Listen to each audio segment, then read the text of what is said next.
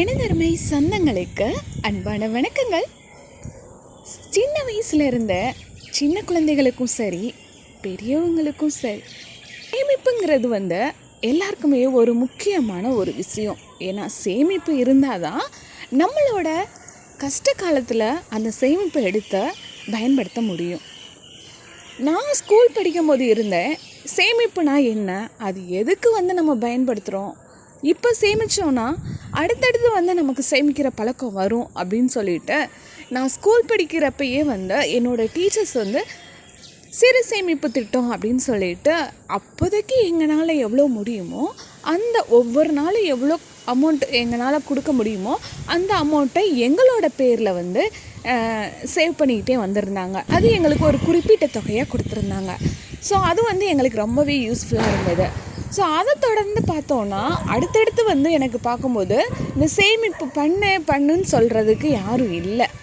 So நான் school படிக்கும்போது அந்த கற்றுக்கிட்ட என்னோடய டீச்சர் எனக்கு சொல்லி கொடுத்ததை வச்சு தான் இப்போ வரைக்கும் நான் ஒரு 10 ரூபா செலவு பண்ண கொண்டு போனாலும் 5 ரூபா செலவு பண்ணிவிட்டு 5 ரூபாயும் நான் சேவிங்ஸில் வச்சுக்குவேன். ஸோ அந்த மாதிரி சேவிங்ஸ் பழக்கம் எனக்கு இருக்குது. இப்போயுமே என்கிட்ட இருக்குது. ஸோ அதை நான் இன்னுமே தொடர்ந்துக்கிட்டே தான் இருக்கேன். ஸோ அந்த ஒரு பழக்கத்தை தருணிக்கா, இது யாரோடதுப்பா? எந்த பாப்பா விட்டு? தருணு பாப்பா விட்டா? தருணு பாப்பாட்ட இங்கே கொடுங்க, என்ன இருக்குன்னு பார்ப்போம். கொடுங்க தருணு, இது யாரு விட்டுறா? எந்த பாப்பா விட்டுறா? தருணு பாப்பா விட்டா? இது யாரு விட்டு? அத்தம்மா விட்டு தானே? பாப்பா விட்டா?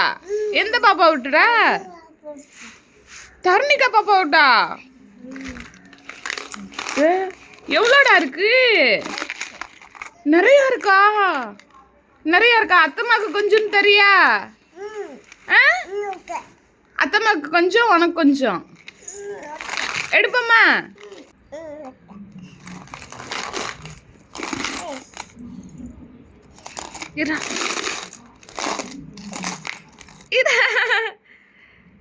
உள்ள காசு கிடக்குடா. இந்த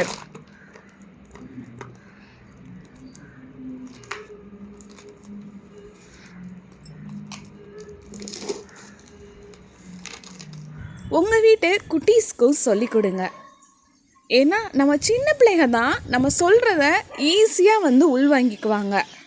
ஸோ நல்லது எது கெட்டது எதுன்னு சொல்கிறது அந்த சின்ன வயசில் சொல்லிக் கொடுக்குறது தான் அவங்களுக்கு அது கரெக்டாக கொண்டு போய் சேர முடியும். எங்கள் வீட்டு குட்டீஸு தருணிக்காவுக்கு நான் கடையாக தேடி இறங்கி என்ன வாங்கலாம் அப்படின்னு சொல்லி பார்க்கும்போதெல்லாம் இது வரைக்கும் அதுக்கு குட்டி பொண்ணு நான் லாஸ்ட் இயர் வர்க்கலா போயிருந்தப்ப வர்க்கலாவில் என்ன வாங்கலாம் அப்படின்னு சொல்லி பார்க்கும்போது பாப்பாவுக்கு விளையாடுறதுக்கு கொஞ்சம் திங்ஸ் வாங்கியிருந்தேன்.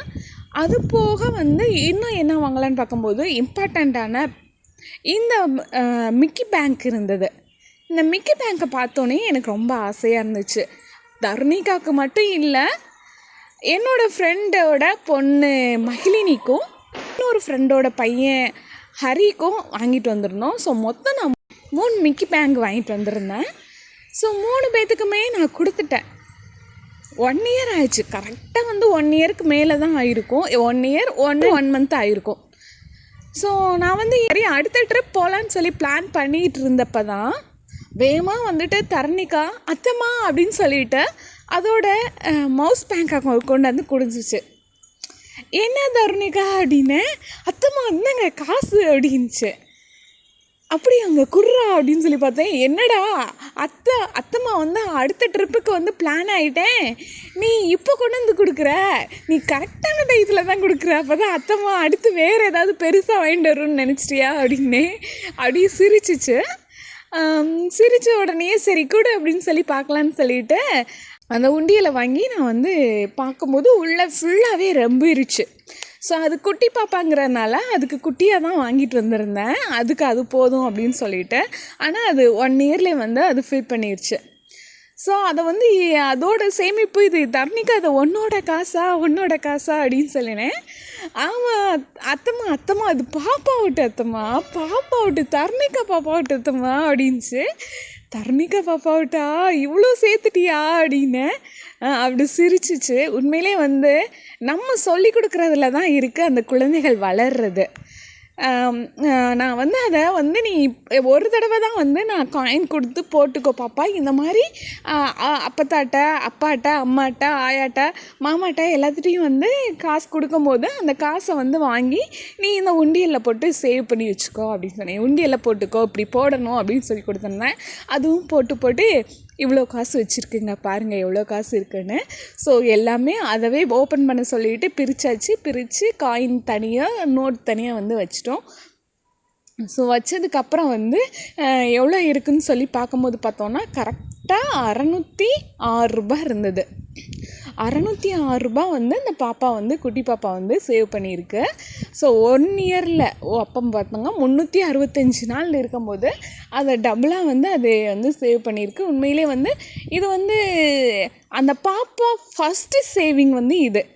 ஸோ அதனால் பாப்பா இந்த காயினை வந்து நீ வந்து இந்த அமௌண்ட்டை வந்து வேஸ்ட் பண்ணிடுற, இந்த காசுக்கு உனக்கு ஏதாவது பொருள் வாங்கிக்கோ, அம்மாட்ட அப்பாட்ட எல்லாம் கொடுத்துறாத அப்படின்னு சொல்லியிருக்கேன். பார்க்கலாம் அவங்க எப்படி யூஸ்ஃபுல்லாக அந்த மணியை செலவு பண்ணுறாங்கன்ட்டு.